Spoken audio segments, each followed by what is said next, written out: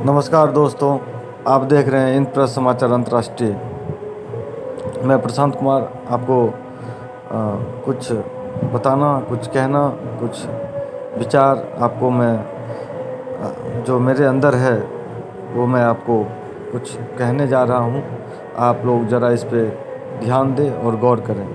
ये हर एक जन की आवाज़ है, हर एक भारतवासी की आवाम की आवाज़ है, हर एक दुख और सुख की घड़ी की आवाम की आवाज़ है।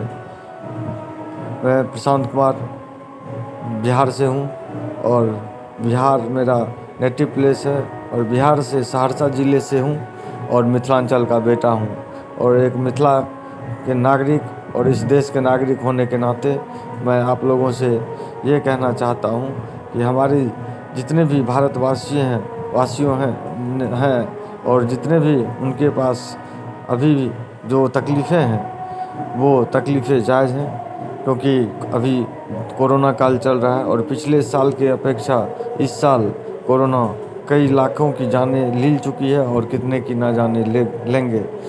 तो ये मैं इत्तला करना चाहता हूँ आपको कि हमारा देश, हमारा राष्ट्र सर्वोपरि है और हमारे देश की जनता और हमारे जितने भी आवाम हैं वो राष्ट्र हित के लिए सर्वोपरि हैं। अगर हमारे इस देश की जनता हमें ये अधिकार दिया है, हम लोगों के संविधान ने हमें अधिकार दिया है कि मैं अपने सरकार से सवाल पूछूं, सवाल करूं।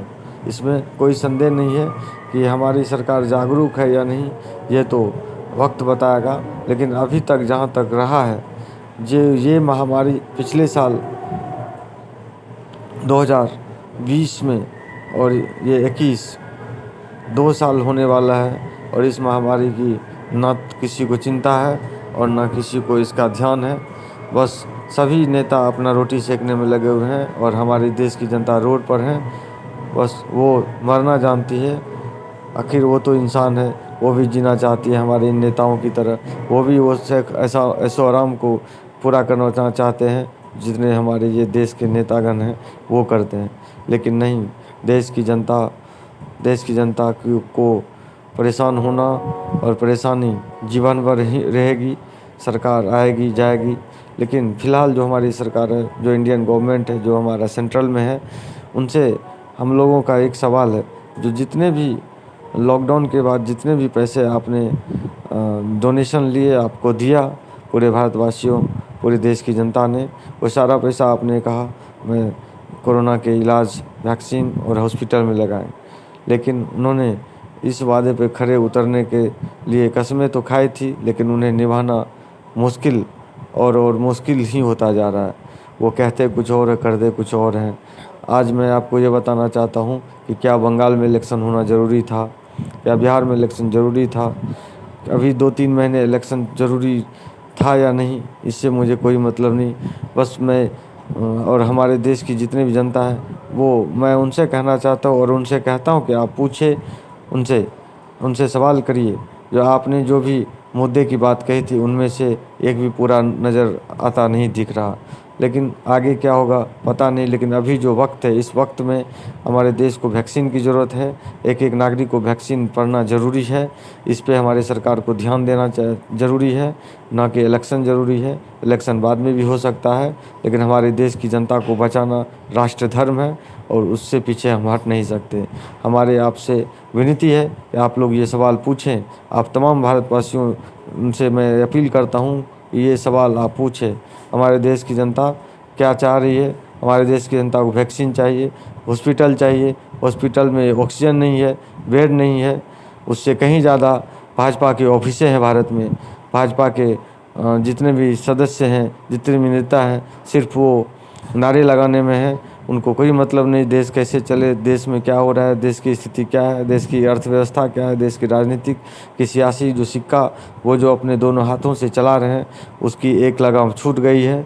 कृपया हमें इस बातों पर आप लोगों से आग्रह करता हूँ, विनती करता हूँ कि आप इन्हें ध्यान दें और सवाल करें।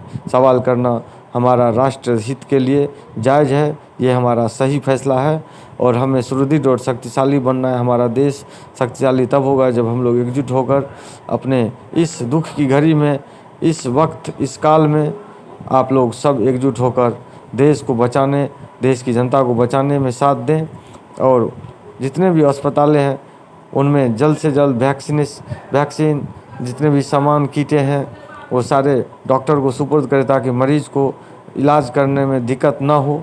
ये मैं अपील करता हूँ हमारे देश के जो ठेकेदार हैं, जिन्होंने ठेकेदारी ली है, मैं उनसे कहता हूँ कि कृपया आप बंगाल का इलेक्शन छोड़ के अपने देश की बचाने के लिए जिस तरह आज़ादी में कूद पड़े थे लोग, उस तरह आप इन मुद्दों को लेकर कूद पड़ें और हमारी जनता को बचाएं। जो लाखों मर चुके हैं और कई लाख मरेंगे, इनका आंकड़ा हमारे सरकार के पास है या नहीं, ये क्या कर रही है, ये क्या करना चाह रही है, इनसे हम लोगों को कोई लेना देना नहीं है। हमारा सिर्फ एक ही अपील है, अभी जो मुद्दा है वो कोरोना का, कोरोना फ्री हमें चाहिए। हमारे इंडिया को कोरोना फ्री होना है। जब तक हमने स्वदेशी टीका बना लिया तो स्वदेशी टीका का यूज क्यों नहीं हमारे इंस्टीट्यूट छोड़ रही है? हमारा सारा पैसा कहाँ गया? क्या ज़रूरत थी हमें अभी इन पैसों को और चीज़ों में खर्च करने की? ये सारा पैसा अभी वैक्सीनेशन में खर्च होना चाहिए था, ताकि जनता स्वस्थ रहेगी तो देश चलेगा। जनता अगर बीमार है तो देश भी बीमार है, देश की सरकार भी बीमार है। ये मैं कहना चाहता हूँ आप लोगों से। इन्हीं शब्दों के साथ मैं आपको फिर से एक बात कहना चाहता हूँ कि हमारा राष्ट्र सर्वोपरि है और हम अपने राष्ट्र को बचाने के हित में जो भी कार्य निर्णय लेंगे वो हमेशा सफल और सुदृढ़ और होगा। ये मेरा संकल्प है। जय हिंद, जय भारत।